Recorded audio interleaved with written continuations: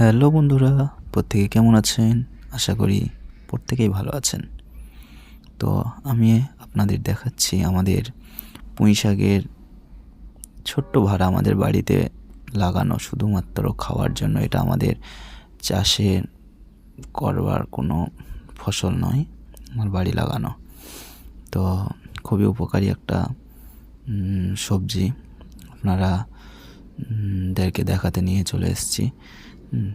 খুবই পুষ্টিগুণ সম্পন্ন এই মিচুলি এবং পুঁই শাক। এতে ফাইবারের পরিমাণ খুব বেশি থাকে এবং এতে আয়রন থাকে, ভিটামিন এ থাকে, ভিটামিন সি এবং ক্যালসিয়াম। ফাইবার বেশি থাকার দরুন পুঁই শাক এবং মিচুলি খুব ভালো হজমে সাহায্য করে। আয়রন বেশি থাকার দরুন রক্তাল্পতা দূর করে। ভিটামিন এ চোখের দৃষ্টিশক্তির জন্য খুবই ভালো। ভিটামিন সি এর জন্য ত্বকের উজ্জ্বলতা বৃদ্ধি করে। ক্যালসিয়াম থাকবার জন্য হাড়কে দৃঢ় করে এবং কোষ্ঠকাঠিন্য দূর করে।